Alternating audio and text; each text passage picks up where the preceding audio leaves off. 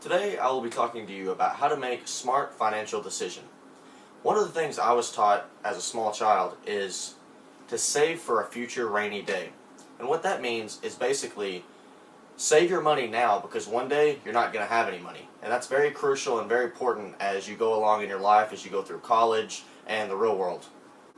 To piggyback off that last point that I just mentioned of saving, I'm going to go a little bit more into detail on what saving actually means and what it actually is. A lot of times people think saving is easy, but unfortunately when you get to college and when you get to the real world, you have bills, you want to go out and eat, you want to spend. So saving is a lot harder than it sounds, and if you can master the art of putting back a certain amount or a certain percentage of every paycheck or of every month, then that will go a long ways in helping you accumulate a large amount of money in your bank account.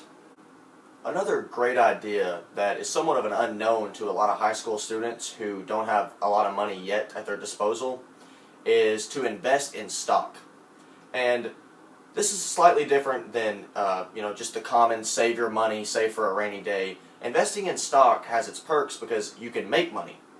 So for example, it's a lot more complicated than this, but there's high-risk stocks and then there's low-risk stocks, and they kind of explain themselves. A low-risk stock is you put in a certain amount of money, and you're not going to lose your money, but at the same time, you're probably not going to make a lot of money, which is good, for a lot of different reasons. Especially being a high school student, you don't want to partake in a lot of high-risk stock because you don't have a lot of money at your disposal.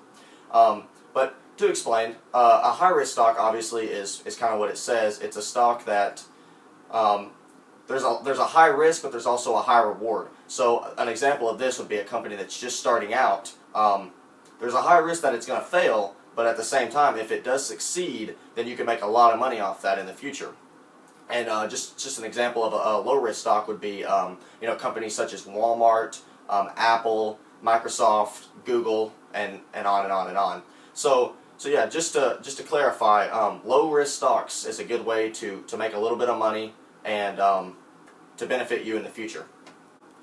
The final tip I have to make smart financial decisions for high school students when they enter college and when they enter the real world is more than likely the most important because it has the greatest downfall, and that is credit card debt.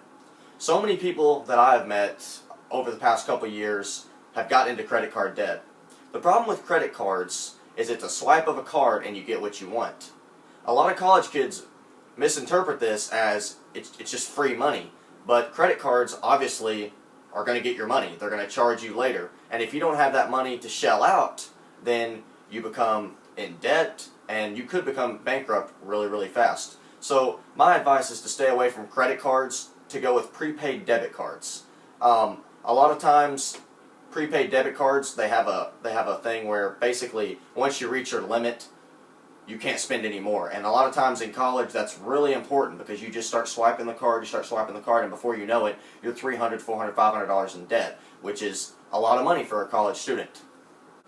In closing, I hope the 3 tips that I have given you allow you to make smart and financial decisions in your future. Whether it be credit card debt, saving for the future, or investing in stock. I hope all of these benefit you in a positive way. Thank you so much for listening.